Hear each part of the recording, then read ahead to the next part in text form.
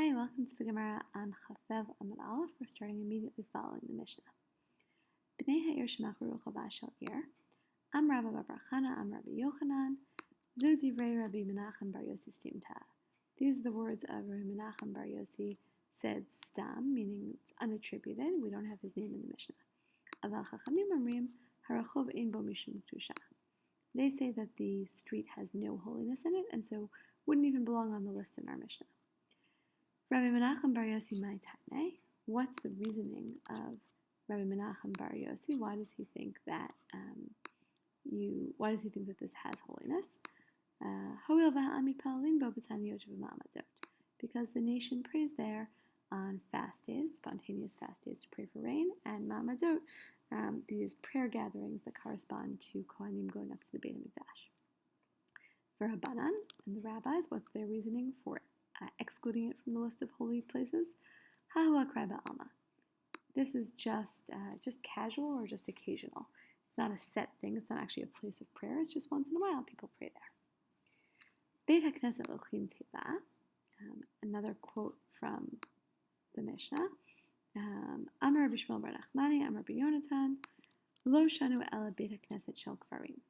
We only learned this about a shul that belongs to a village, meaning that's the one where there's a restriction on selling it. If you sell it, you have to buy something that's a level up in holiness. But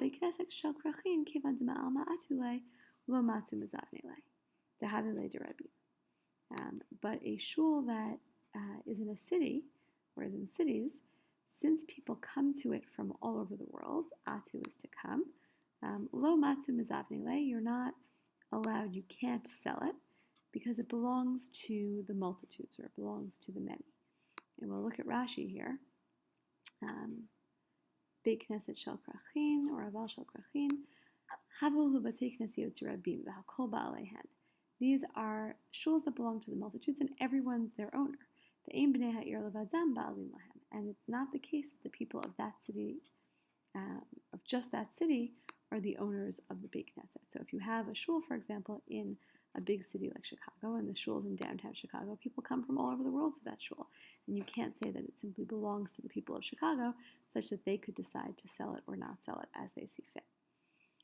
Amar Rav Ashi, Hai Beit Knesset de Matzah Machasya, the Beit Knesset of Matzah Machasya, a city, Afal Gavzima Alma Atula, even though people come to it from all over the world, Kivan da Adata Didika Atu, since they come on my say-so, or they come on my authority, Iba Ina Mazvininola. If I want to, I could sell it. In other words, Ashi's saying there are exceptions to this rule about city shuls. My shul is such an exception because I could sell it if I wanted to. Meitzvei, now we have a contradiction. Amar Rabbi Yehuda, Ma'aseh b'Beit HaKnesset shel Tursiim shehaya b'Yerushalayim. Shemachru l'Rabbi Eliezer v'aseh b'kol tzrachav. There's a story, or Rabbi Yehuda says, there's a story about a shul belonging to Tursiim. We'll look at that in a minute. That was in Jerusalem, which is clearly a big city, and they sold it to Rabbi Eliezer, and he did whatever he wanted with it. He did whatever he needed to do with it. Rashi says Tursiim are tzorfei nechoshet. They're metal workers. So it's like the shul for their guild or for their union. It was their specific shul, and they did sell it. So doesn't this contradict the idea that you can't sell a shul in a city? The Gemara points out this contradiction. And in that case, it was a Beit Knesset of a city, so how could they have sold it? Hahi Beit Knesset zuti hava. It was a very small Beit Knesset. The inhu avduha, and they themselves made it. So it was small, which probably means that people didn't come to it from all over, and they themselves had made it, so there's clear ownership. Meitzvei, another contradiction. The Beit Eretz Achuzatchem. This is a pasuk from Vayikra, talking about when you get into the land. When you get to the land, there can be negat zarat, there can be, this kind of impurity in the houses in land that belongs to you. Achuzatchem mitzameh b'nagaim, ve'ein Yerushalayim mitzameh b'nagaim. Your achuzah, your specific property, can become can become tameh, can take on impurity, but Jerusalem cannot take on impurity. We'll look at Rashi here. Rashi explains that in Yerushalayim it's ma'benega'im, because it's not an inheritance. Jerusalem doesn't belong to anybody, according to this opinion. Kedamri and Lakaman, as we're going to say in a moment, because this statement is holding like the Tannaitic position that Jerusalem wasn't divided up among the nations, among the tribes. It didn't go either to Binyamin or to Yehuda. Jerusalem was essentially ownerless. And if Jerusalem was ownerless, it's not achuzah, and something that's not achuzah cannot get impurity. Amar Rabbi Yehuda, the continuation of this brayta, Ani lo shamati el makom mikdash bilvad. So Rabbi Yehuda says, no, I don't think this is true about all of Jerusalem. I only heard this about the place of the Beit HaMikdash itself. Right? I think that Jerusalem in general has owners, but specifically the place of the Beit HaMikdash, that is ownerless. And Rashi explains, Ani lo shamati shelo yehem mitameh el makom mikdash bilvad. Right? I only heard this about the temple, mishum debayit shel kodeshu, because it's holy, and so that's why it can't become tameh v'gabi negaim ubo asher lo habayit be'inan. Right? We need with negaim. There's this requirement that there has to be an owner, because it says the person who owns the house will come. So there's a requirement there has to be an owner. Where we require that. But Rabbi Yehuda thinks that the rest of Yerushalayim could become tameh. It's a severin chalkal shvatim, because he thinks that it does have an owner. And it does have achuzah. Ketani mihat. Nonetheless, we learn Rabbi Yehuda de'itlei nidchalka lo shanu el makom mikdash. But even Rabbi Yehuda, or particularly Rabbi Yehuda, who thinks that Jerusalem was divided up among the Shvatim, but he thinks that Makom Mikdash, right? He thinks only Makom Mikdash is ownerless. Aval batei knasiyot batei midrashot sheba kishar batei ha'ir.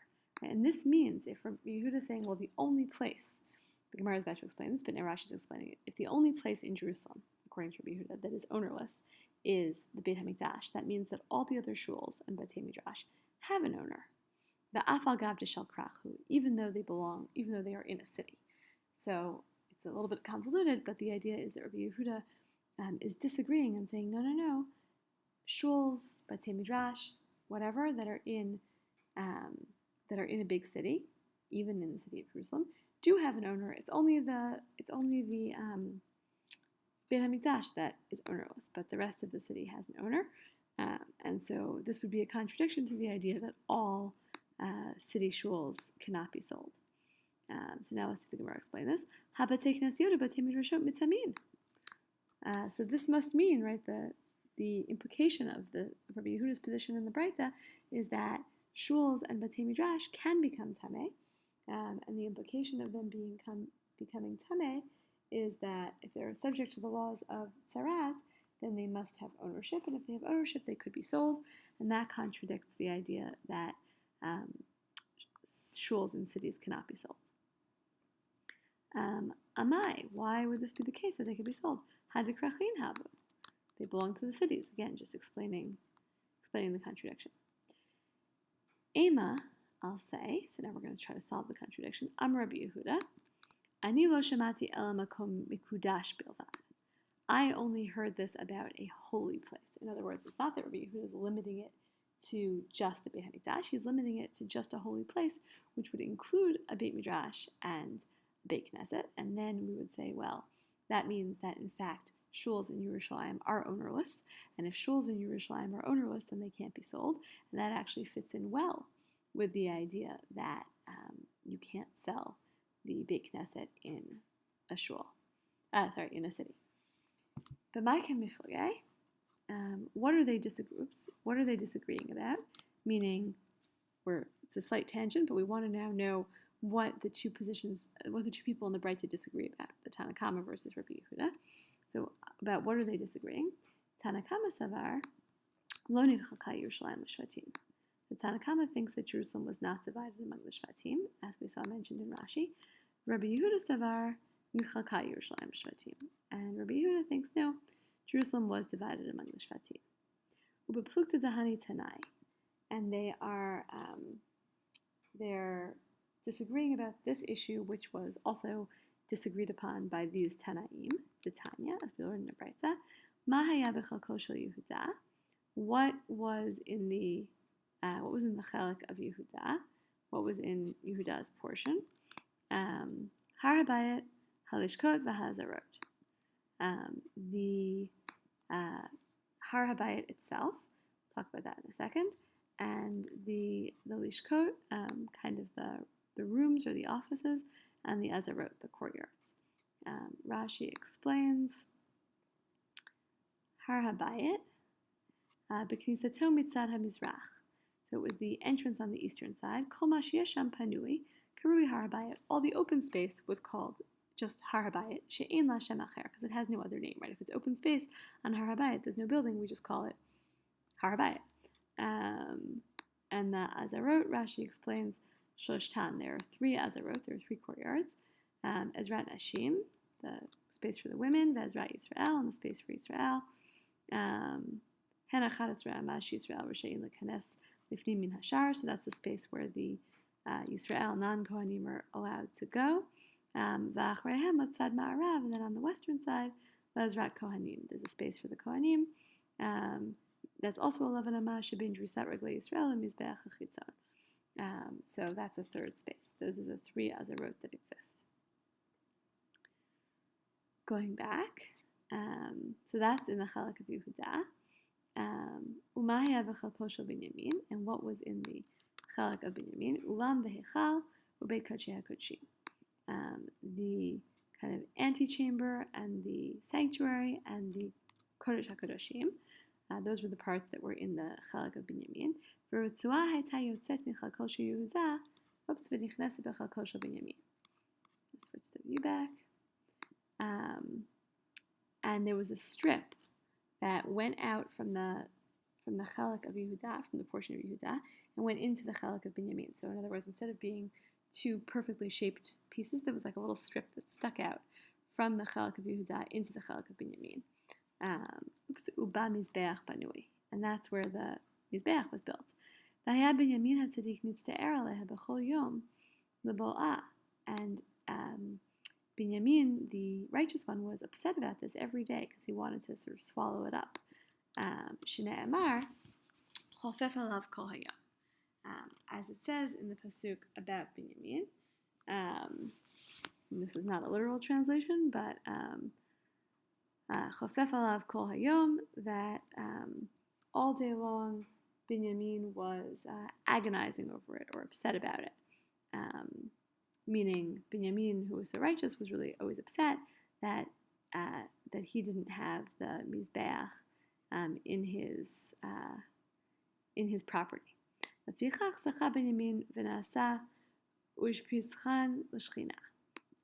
therefore, Binyamin merited, meaning as sort of a consolation prize for not having the altar, he merited and was the host for the Shekhinah, meaning he got the Kodesh HaKodashim, which is the place where the Shekhinah was.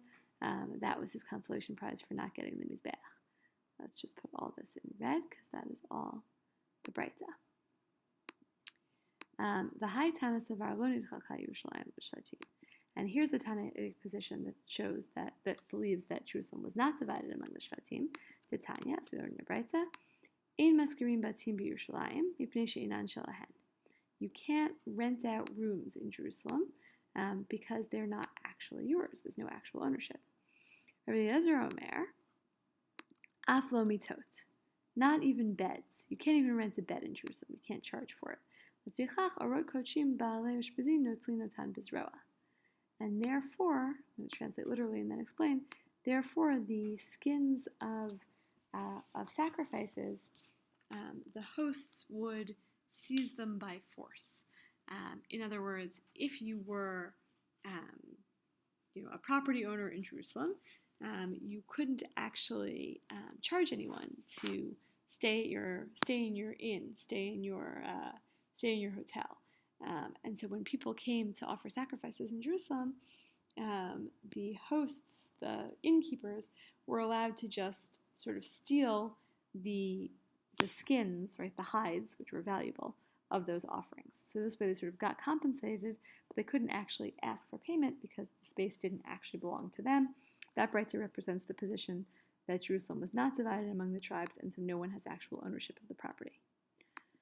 Amar Abaye, Shma mina orach ar lemishvak inish gulfa umashcha beushpize. Abaye says we learn from here that it's the way of the world. It's like a normal thing to do, a good thing for a person to do, to leave over a jug, and that's gulfa, and mashcha, an animal skin, an animal hide, when one stays over someplace. So it's kind of like Abaye says we learn from here that it's always good to leave a hostess gift. In this case, a jug that you used, and or the hide of an animal. Amar Rava.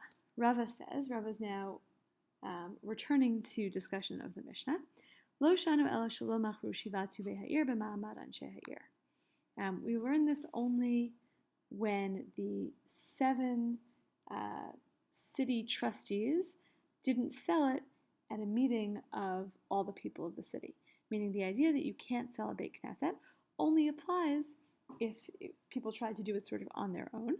But it doesn't apply, the rule that you can't sell a Beit Knesset doesn't apply if they sold it, if the 7 city trustees sold it in a gathering of the people of the city. But if that is what they did, if the 7 trustees of the city sold it at a gathering of the people of the city, afilu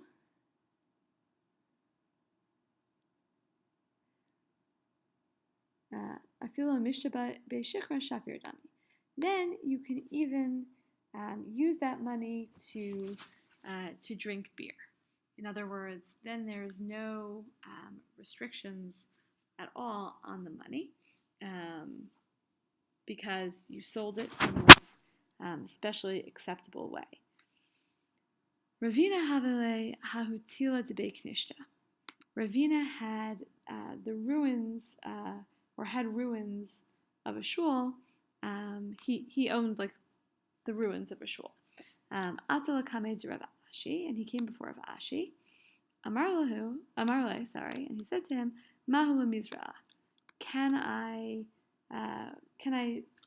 plant in this field? What's the law about planting here? Meaning, does the shul keep me from doing that, or can I just use the land however I want? Amarle, Zil Zavne Mishivatu Behir B'Mamad Anshe Ha'ir V'Zara.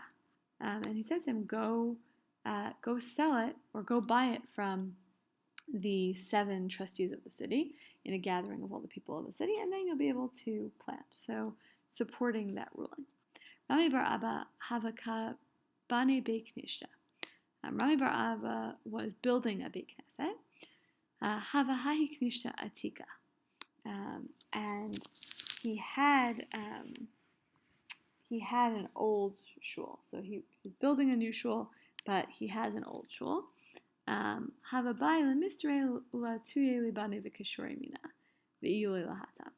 So he wanted to take apart the old shul and take the bricks and the beams, Libane is the bricks and Kishori is the beams. He wanted to take the bricks and the beams from this old shul and bring it up to there, meaning he has an old shul, he wants to build a new shul, and he wants to use pieces of the old shul to build the new shul, so he basically wants to destroy the old shul.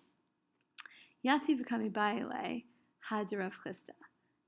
So he was sitting and asking about, or sort of pondering, that which Rav Chisda said.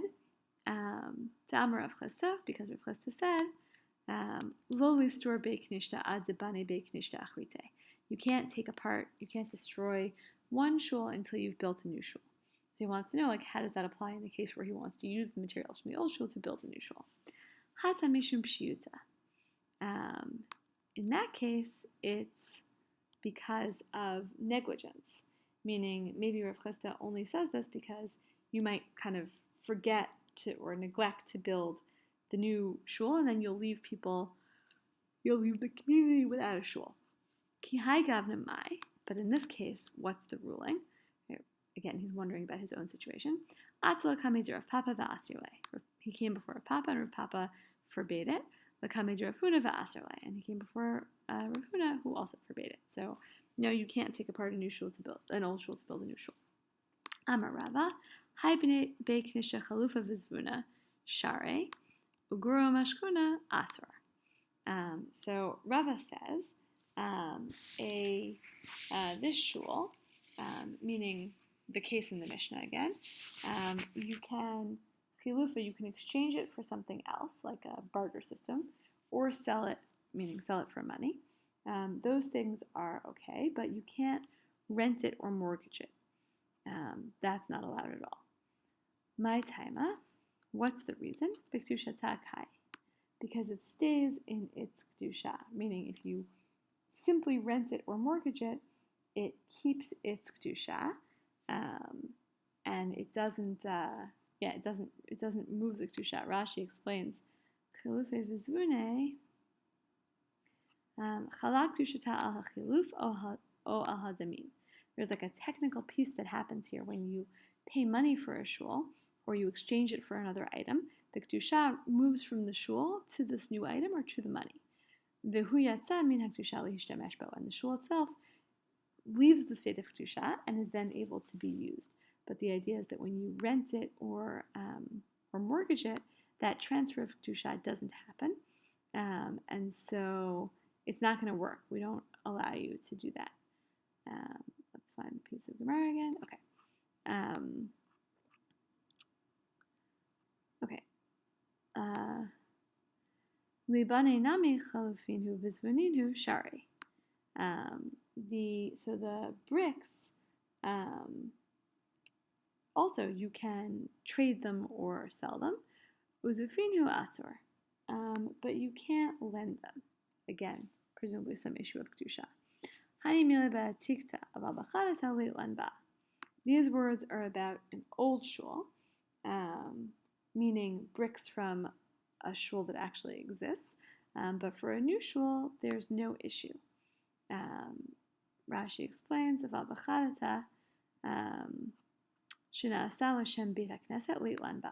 meaning the old shul, here Rashi says, right? The old bricks are used already in a shul wall, but the new ones, it was built to be a shul wall, but or the bricks were made to be used for the shul. They were set aside for building a shul, but we haven't actually built a shul yet with that. So then there's no issue about using these. And even for the one who says that designation is significant. Rashi will explain this, and we'll see this explained in a few different places. Let's see if we can find Afilu man Amar, the Masechet Sanhedrin, Perak Nigmar Hazin. So this is a quote from Sanhedrin. Gabe oreg beged lemet, regarding someone who weaves a garment, a shroud, for a dead person. Da asur behazmana b'tachriche hamet, da asiri behana. So garments that are actually used for a dead body are then asur behana. You can't derive any benefit from that. And the idea in the Gemara and Sanhedrin is just the fact that that's the purpose for which these garments were made makes them already asur behana. Right? That's hazmana miltihi. Designation is significant. The fact that you designated it for a purpose already places restrictions on it, even though it actually hasn't been used in that way yet. Degamrinan sham me'egla rufa k'demefarish hatam, which gets learned from Exer Shava with egla rufa. That's learned out there. So even for the one who says hazmana miltihi, the designation is significant. Hanimila kagon horeg beged lemet. Those words or that concept applies when you have, as Rashi explained, woven a garment for a dead person, woven a shroud. But here, in this case, in the case of the bricks, it's like someone who spun the thread, tovela arig, spun thread to use for weaving. In other words, it's a step removed. It's not even hazmana. You haven't even designated the thing yet because you haven't actually made the thing yet. Right? You've only made a brick. You haven't made a wall. And so there's no one who would go so far as to say that designation is significant at that stage in the preparations. And so there's no problem using this new brick, which hasn't yet been used in a shul. There's no problem in using that brick for other purposes, even if it was just, even if it was not actually purchased or exchanged. Matana plige Rav Acha v'Ravina. But when it comes to giving a gift, right, this is another way of transferring ownership, and we've already seen some ways work and some ways don't. So Matana, Rashi says, Natnu bnei ha'ir beit ha'kneset l'tashmishei chol. The people of the city just decide to give up the Beit Knesset for secular use, right? Here's our building, take it. So there's a disagreement there between Rav Acha and Ravina. Chad asar v'chad shari. One forbids it and one permits it. Man da'asar b'hai tivka kedushata. The one who says that it's forbidden, the reason is, how will the kedusha be removed? How could the kedusha be taken away? Meaning, without any kind of sale process, the building remains holy, and so how could it be used for secular purposes? Uman deshari, and the one who permits it, ilav dahavile hana'a mine lo havayahi v'lei. That person believes, whether that's Rav Acha or Ravina, that authority believes that if it weren't for the fact that they're going to get benefit from it, meaning from the gift, from giving the gift, they wouldn't give it to him. Hadar havile matana kazvine. So, therefore, they conclude that a gift is like a sale. In other words, it's not true that a gift is ever just totally selfless. When you give a gift, you get some kind of hana'ah in return, some kind of benefit in return. Maybe just the hana'ah of knowing that you've given a gift, something in return. We'll discuss this more. And so we can say matana is like a sale, and that's the opinion of the one who allows the shul to be given as a gift and then used for secular purposes. Okay, we'll stop there.